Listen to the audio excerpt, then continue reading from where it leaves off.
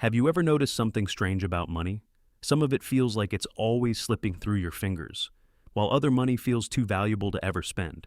That feeling is not random, it's not psychological, it's not emotional, it's a law. A law that has shaped currencies, empires, and entire financial systems, often without anyone realizing it. Today, you'll see this law from a perspective most people simply overlook, and by the end, it will make a lot more sense. This is what we call Gresham's Law. Imagine you have two kinds of money, one that loses value every year and another that holds value, or even grows. Which one do you spend, and which one do you save? Everyone makes the same choice, but when millions of people behave like this at the same time, a powerful hidden pattern appears, a pattern that decides which money survives and which money quietly disappears. Keep that in mind. We'll return to it. Bad money is money that loses value, inflation, printing, dilution. People sense this instinctively. They get rid of it. They spend it immediately.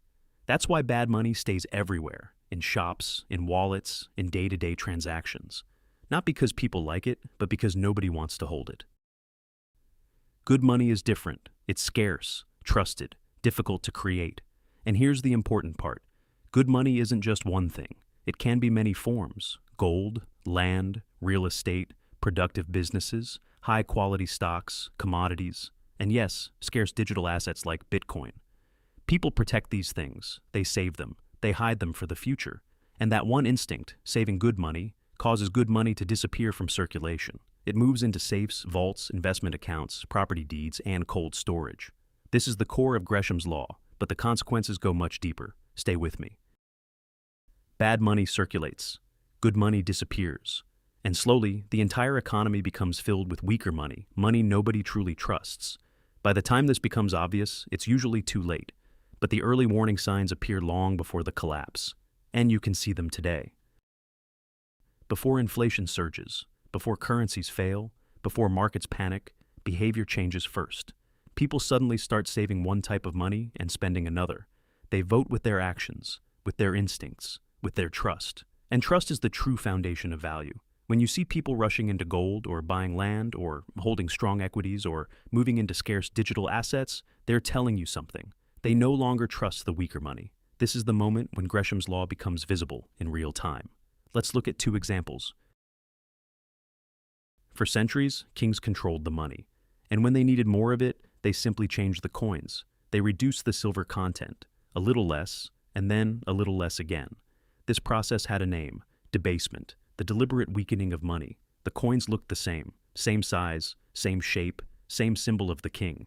But people weren't fooled. They could feel the difference. They knew which coins were pure and which ones were diluted. So they did what humans always do. They spent the cheap coins and they saved the good ones. And very quickly the pure silver coins disappeared from circulation. They were melted down, hidden, stored, protected. Within months, only the debased coins were left in the marketplace. Weak money, trusted by no one. Gresham's Law wasn't theory. It was visible, inevitable, and destructive. Entire economies collapsed under the weight of debasement. Now, look at today. People rarely want to spend assets that hold value. They save them: gold, land, quality stocks, collectibles, scarce commodities, and increasingly, digital assets with limited supply. But dollars and euros? People spend them instantly. They don't hold on to them, because they know these currencies lose value over time. This isn't speculation, it's behavior, it's trust, it's Gresham's Law at work. Reason 1. It reveals when a currency is weakening before the system admits it. Reason 2. It shows where capital is quietly flowing long before the market reacts. Reason 3. It explains why fiat struggles and why scarce assets gain strength across decades. Reason 4. It exposes why wealthy people save assets that hold value, while poor people end up stuck with assets that lose it. Reason 5, it explains why more and more people are hiding their wealth in hard assets, not because they're greedy, but because the system makes them. Now we can close the loop. Gresham's Law is not really about coins or currencies. It's about trust, behavior, and survival. If you want to understand the future of money, watch what people save, watch what they protect, watch what disappears from circulation. Bad money stays in the system. Good money hides. And that's where the truth is. That's where trust flows. That's where wealth survives. So, the real question is, are you saving the right money or the wrong one? Thanks for watching. If you found this helpful, we'd appreciate a like and a subscribe. See you in the next one.